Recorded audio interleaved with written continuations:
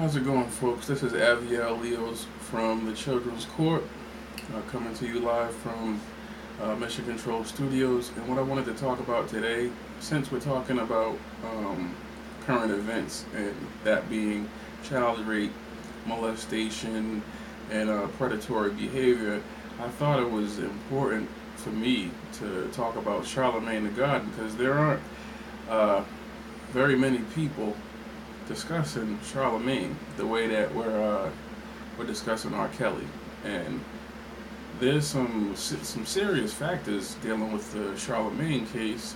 One being that he pled guilty to charges. He pled guilty to being an accessory to a minor being drugged, which led to her being raped.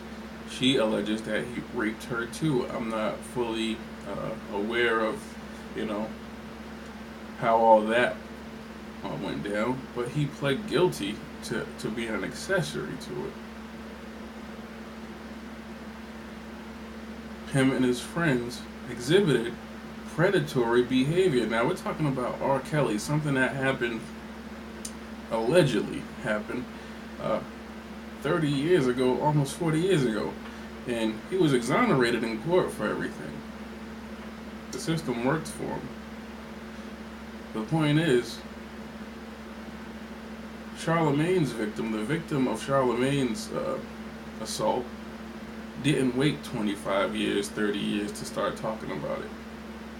She's actually the victim. That's true. She's the victim, and she's speaking up for herself.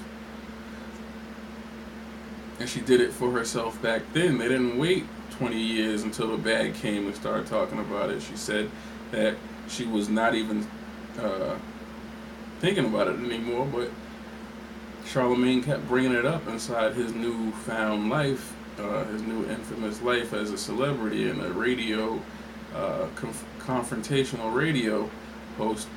He kept bringing it up, brought it up in his book, and she just said, enough, I need to tell my side of the story. So she wasn't looking for fame with this, and I solemnly believe that because of the way it came about.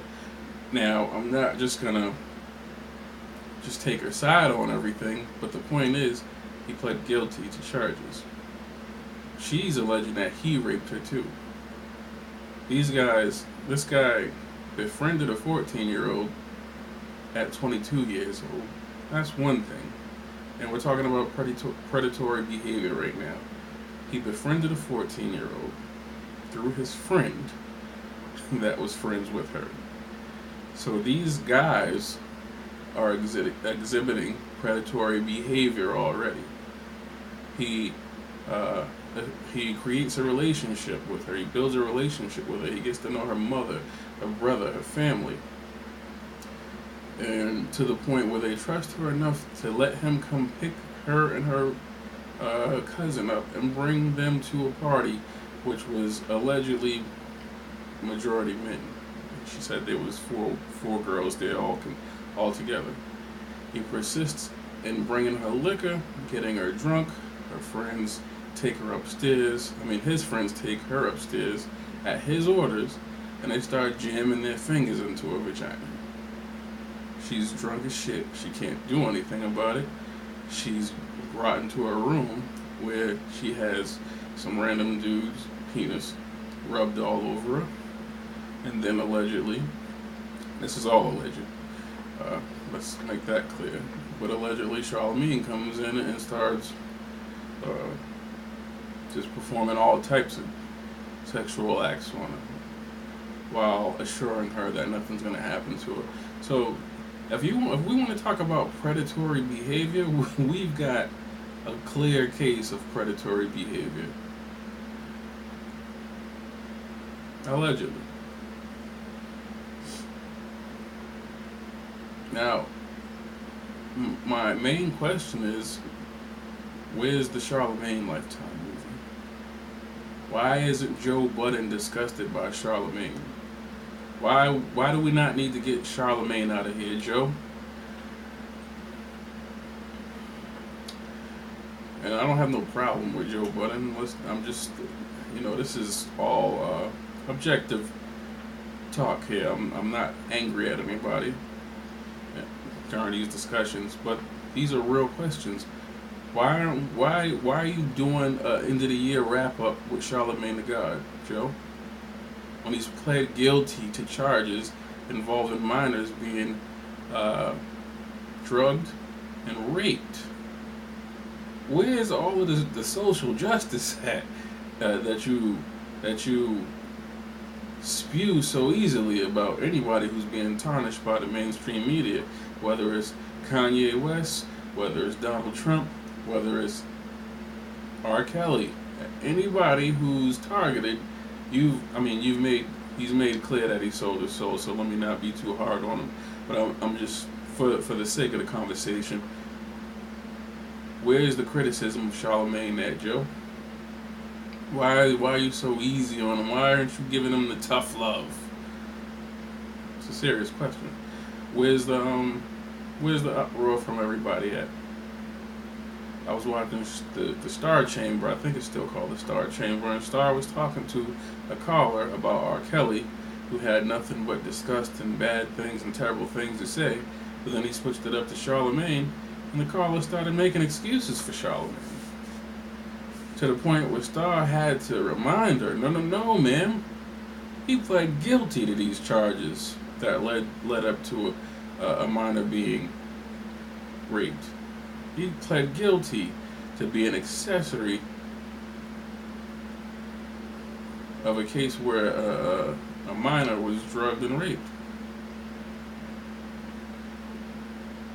Caller had nothing really to say other than, I don't condone that. All of the hatred and all of the nastiness that you get for R. Kelly wasn't there. It was just like, oh, you got me. All right, I'm just gonna say it's wrong and hang up. So I'm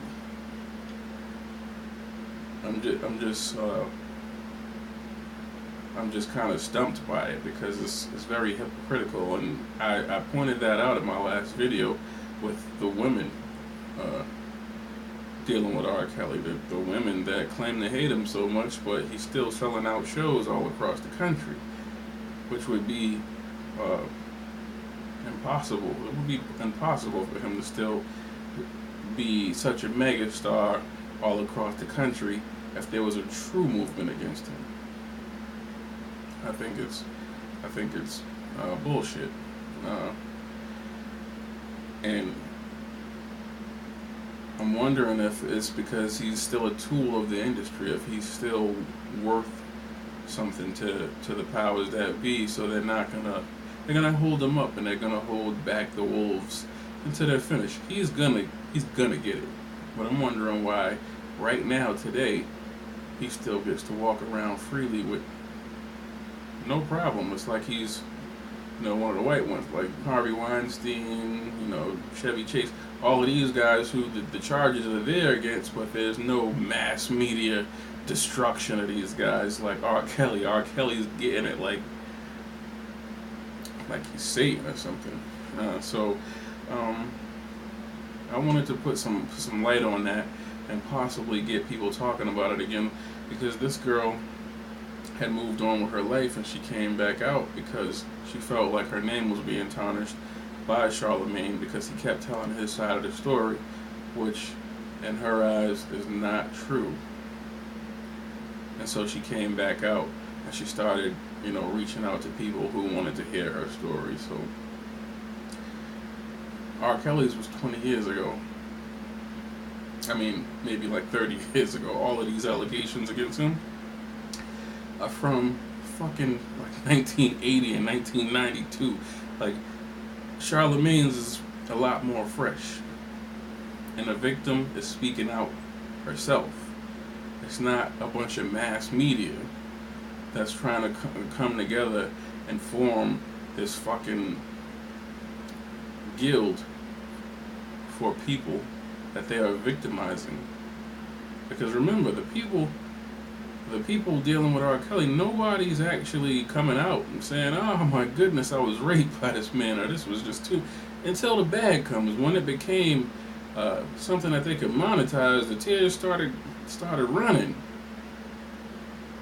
But nobody dealing with R. Kelly ever felt like they were in a position that they couldn't get out of. And we don't have any proof that he did anything illegal. And if there's some proof that he does something illegal, prosecute him and put him in prison. Until then, let's focus on the people that are really doing this fucked up shit that we can prove. And stop. Because the men that are, it's disgusting to me looking at the men that are on this whole child molestation rave, that are doing it because they think they can monetize the women that are disgusted by it. And I'm not saying that it's wrong to be against, child abuse, of course. I'm saying the men, like Charlemagne the God, who was one of the people on the front lines before his case came out. He was doing it so he could monetize the women. He's making money off of this. Joe Budden is making money off of this. All of these YouTubers that are acting outraged are making money off of this. They're probably just like Charlemagne. They're probably men that have done the exact same thing in their past, but they're trying to monetize the women and make the women think that they're so almighty and righteous. People that are more realistic, like myself, should be trusted a lot more than these guys that are acting like 40-year-old women that are outraged, can't believe what's going on. Oh my goodness, this is ridiculous. And then you find out they're a rapist. You know what I'm saying? It's crazy. I know it sounds like I'm being tough on the actual topic, but I'm not. I'm trying to be realistic about it. I'm trying to make you be realistic about it too. Charlemagne was one of these people that were outraged and couldn't believe guys like this, and these people are sick. And then you find out he was involved inside the same shit. Look at the people that you're watching on YouTube and just ask yourself. Look at them, analyze them, and just ask yourself, do they really feel like this, or are they trying to monetize the situation?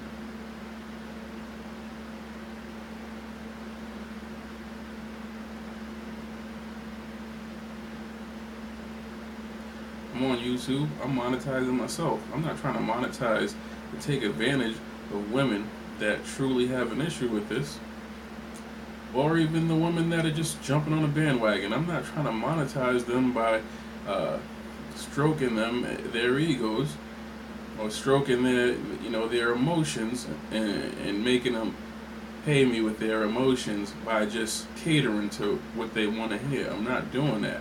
I'm being realistic inside my analysis and my conversations about the things pertaining to child molestation, rape, and predatory behavior.